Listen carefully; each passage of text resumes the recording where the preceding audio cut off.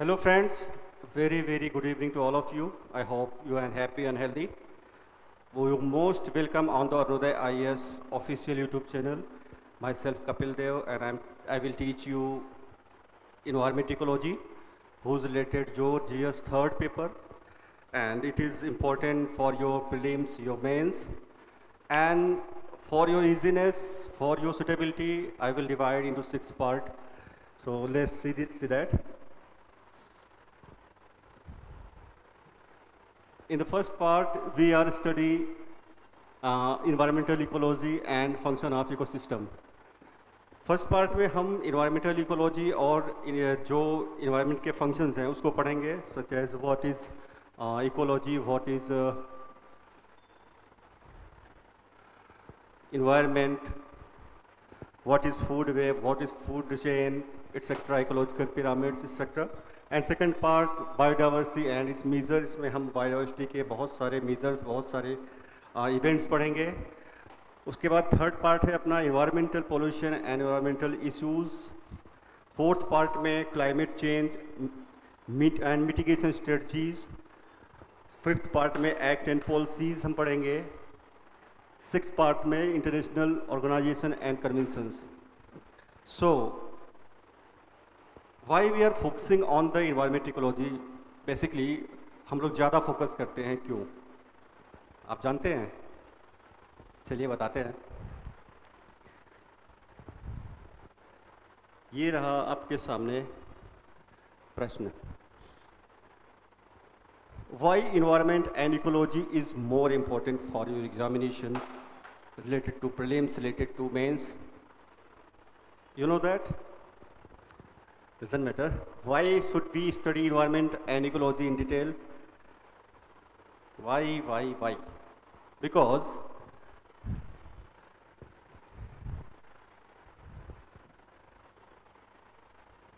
this in 2013 prelims में 16 questions, 16 question has arrived.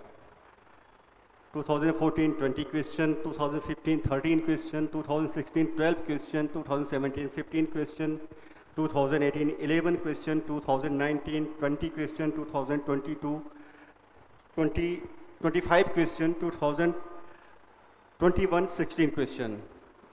अब आप सोचो कि जो प्रीलिम्स की कट ऑफ जाती है कितनी जाती है, आपको पता है? जैसे हो गया 116, 108, 104, 101, 98, 98. इस बार तो हद ही 84 गई. अब सोचो आप, अब इनमें से अगर देखा जाए, एवरेज लिया जाए तो 15 क्वेश्चन या 16 क्वेश्चन के आसपास ये पड़ता है आपका इन्वायरमेंट इकोलॉजी.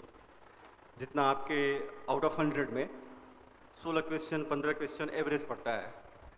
अब सोचो आपकी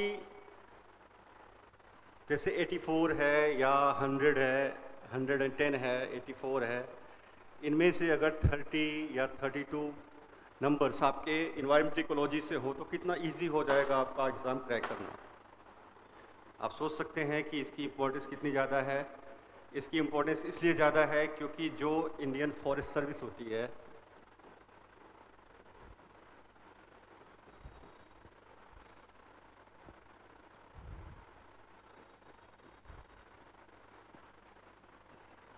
वो इंक्लूड की गई है यूपीएससी के एग्ज़ाम में. इसलिए जो है इन्वायरमेंट इकोलॉजी का जो वेटेज है वो ज़्यादा होता है. अब हम इसीलिए जो है इन्वायरमेंट इकोलॉजी पे ज़्यादा फोकस करते हैं. क्यों? चलिए अब आप डिटेल में समझेंगे हम अपने जो है इन्वायरमेंट इकोलॉजी के सिलेबस को. So in the first part we are trying to learn, we are trying to teach what is ecology, ecology related जो concepts हैं वो आपको सिखाए जाएंगे, वो आपको बताए जाएंगे. What is ecology, types of ecology, environmental and its component, environment and its component such as biotic components, abiotic components. Biotic components आप जानते हो कि जो लिविंग थिंग्स हैं उनको बोला जाता है, नॉन लिविंग थिंग्स जिनको अबायोटिक कंपोनेंट बोला जाता है, etcetera. level of organization in ecology. Here we are learn level of ecology in the level of organization in the ecology, such as individual, population, community, biosphere, biome, etc. And basic definitions हम पढ़ेंगे. Basic definitions क्या हैं, जैसे what is ecology, what is environment, what is biosphere, what is biome, etcetera. Then we are try to study function of an ecosystem. Function में हम क्या देखेंगे, जैसे what is food web, what is our ecological pyramid, what is food chain, etcetera. Then we are trying to learn terrestrial ecosystem, such as what is tundra, forest ecosystem, grassland ecosystem, and deforestation, desertification, desert ecosystem, etc. And second part, aquatic ecosystem, where we learn what is marine organism, जो जलीय जीव जंतु हैं उनके बारे में पढ़ेंगे. What is lake ecology, what is coral reef, mangroves related measures जो हमारे गवर्नमेंट ने वो पास किए हैं, वो सब देखने हैं हमें. और बहुत सारी चीज़ें हम सीखेंगे इसके अंदर. अब चलते हैं अपने सेकंड पार्ट की तरफ. सेकंड पार्ट जो हमारा है वो बायोडाइवर्सिटी से रिलेटेड है. Biodiversity and it's measurements. हम बायोडाइवर्सिटी और मेजरमेंट में देखेंगे. What is biodiversity, level of biodiversity, alpha beta gamma, ये सब वहाँ पे सीखेंगे. मेजरमेंट ऑफ बायोडाइवर्सिटी पढ़ेंगे वहाँ पे. स्पीसीज टर्मिनोलॉजीज, जैसे इंडिकेटर स्पीसीज़ हो गई, फ्लैगशिप स्पीसीज़ हो गई, अम्ब्रेला स्पीसीज़ हो गई, इन सब के बारे में जानेंगे. हम जानेंगे animal and plant diversity of India के बारे में, कि हमारे इंडिया की जो फ्लोरल जो डाइवर्सिटी है वो कैसी है, एनिमल डाइवर्सिटी है वो कैसी है, एक्सेट्रा. और मरीन ऑर्गेनिज्म के बारे में जानेंगे. व्हाट इज़ जू plankton, what is plankton, what is other जो फाइटोप्लैंक्टन्स हैं उनके बारे में.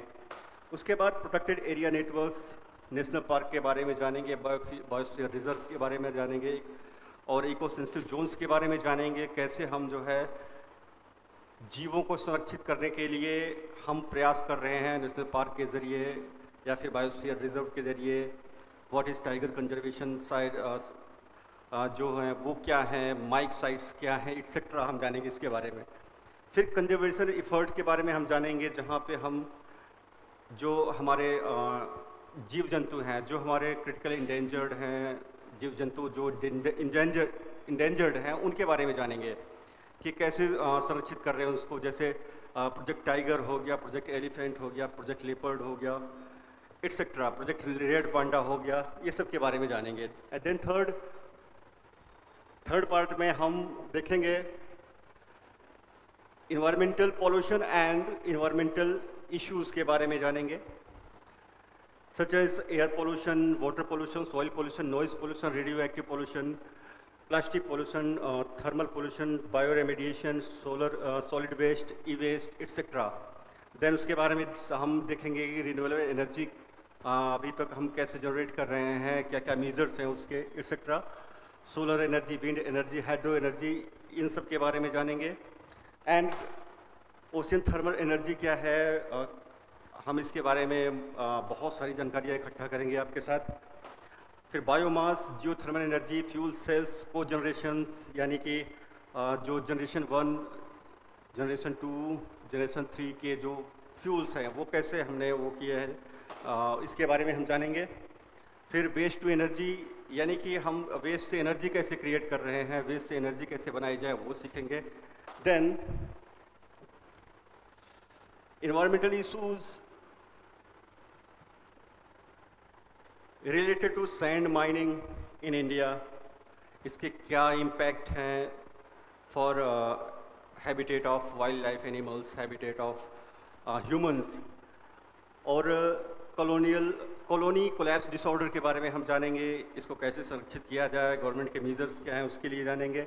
Indian Himalayan region environmental challenges, IHR, इसके बारे में हम जानेंगे कि हम कैसे हिमालयन रीजन में जो है वो जो बायोडाइवर्सिटी है, जो इन्वायरमेंटल इश्यूज़ हैं, उसको कैसे टैकल करेंगे। वाइल्ड लाइफ डेथ्स बहुत सुनी होगी आपने कि मैन एंड जो वाइल्ड लाइफ हैं उनके बीच ऑलवेज कॉन्फ्लिक्ट क्रिएट होता रहता है। हम उसके लिए क्या कर रहे हैं, उसके लिए कौन से प्रोग्राम ला रहे हैं, उसके लिए क्या सरकार कदम उठा रही है, उसके बारे में जानेंगे। जेनेटिकली इंजीनियर्ड ट्रीज़, इसके बारे में जानेंगे कि जो जीएम क्रॉप्स कैसे हैं, जेनेटिकली इंजीनियर्ड जो ट्रीज़ हैं वो कैसी हैं। और डॉल्फिन कैपिटिविटी के बारे में जानेंगे कि ये कैसे सरकार जो है इस पर बैन लगा रही है। शार्क फिन्स रिमूवल के बारे में जानेंगे। ये सब के बारे में हम जो है अपने पार्ट 3 में जानेंगे। फिर अगले पार्ट में चलते हैं, पार्ट 4 में। पार्ट 4 में हम जानेंगे कि climate change and mitigation strategies, ये बहुत ही सेंसिटिव टॉपिक है, आपको इसके बारे में जानना बहुत ही ज़रूरी है। इससे बहुत सारे सवाल जो है आपके एग्ज़ाम्स में पूछे जाते हैं। क्लाइमेट चेंज कैसे हो रहा है, क्या क्या फैक्टर्स जो क्लाइमेट चेंज को बढ़ावा दे रहे हैं, उन सब के बारे में जानेंगे।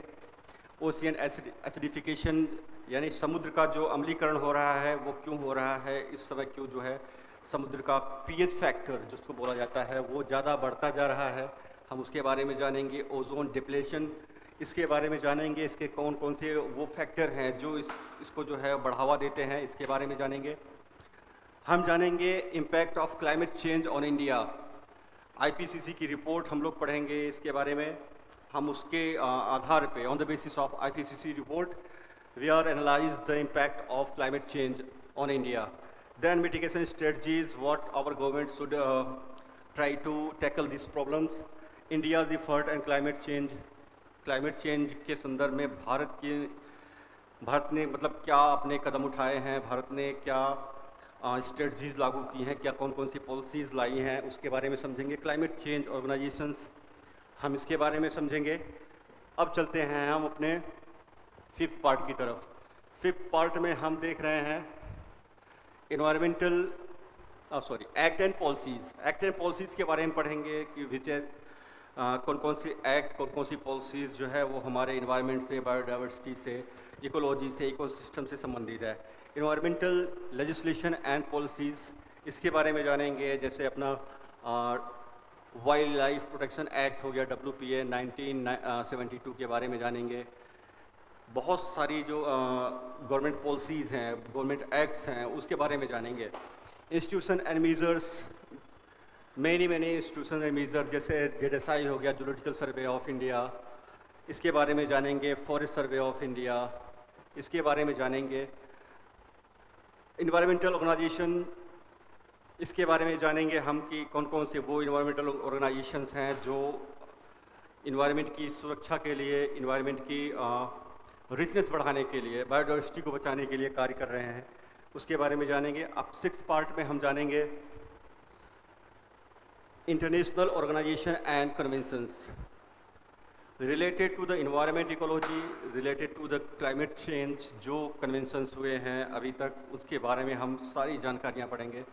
यहाँ से भी आपके इम्पोर्टेंट क्वेश्चन अराइज होते हैं आपके क्वेश्चन पेपर्स में। पहले जैसे यूनाइटेड नेशन इन्वायरमेंटल प्रोग्राम के बारे में जानेंगे, कैसे लाया गया, क्या कर रहा है इस समय, वगैरह वगैरह चीज़ें। इंटरनेशनल इन्वायरमेंट कन्वेंशंस, आईची टारगेट्स क्या है, कितने आईची टारगेट्स हैं, उनको कब तक हमें अचीव करना है, ये सब जानेंगे। रामसर कन्वेंशन, इसके बारे में जानेंगे। बहुत सारी जानकारी इकट्ठा करेंगे। Convention on international trade and trade off endangered species यानी कि सिटीज़, इसके बारे में जानेंगे हम। ट्रैफिक क्या है, इसके बारे में जानेंगे। Convention related to the conservation of migratory species, CMS यानी कि बॉर्न चैलेंज, बॉर्न कन्वेंशंस क्या है, इसके बारे में जानेंगे। इसके बारे में अंतर करेंगे हम लोग कि बॉर्न चैलेंज कैसे अलग है और आपका जो बॉर्न कन्वेंशंस है वो कैसे अलग है।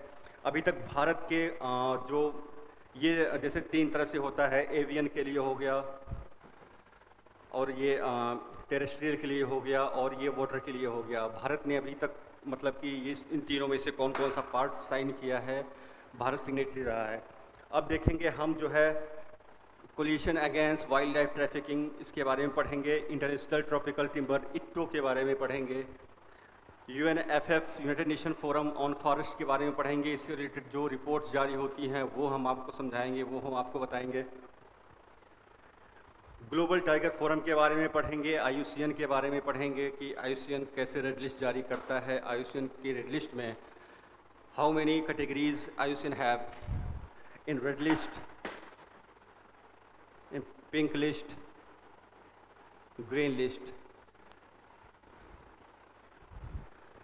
अब इसके बाद जो है हम आगे चलते हैं, आगे देखेंगे। उसके बाद हम जानेंगे जो हमारे हजार्डियस कन्वेंशंस हुए उसके बारे में समझेंगे कि स्टॉकहोम कन्वेंशन, बेसल, रोटरडम, यानी जिनको BRS बोला जाता है, BRS, Basel, Rotterdam and Stockholm, इनके बारे में जानेंगे, इनके बारे में समझेंगे कि कैसे जो है ये वर्क कर रही हैं। भारत ने इनको कब कब साइन किया है, ये कौन कौन से वो खतरनाक अपशिष्ट हैं या खतरनाक जो पोल्यूटेंट्स हैं उनके लिए लाया गया है।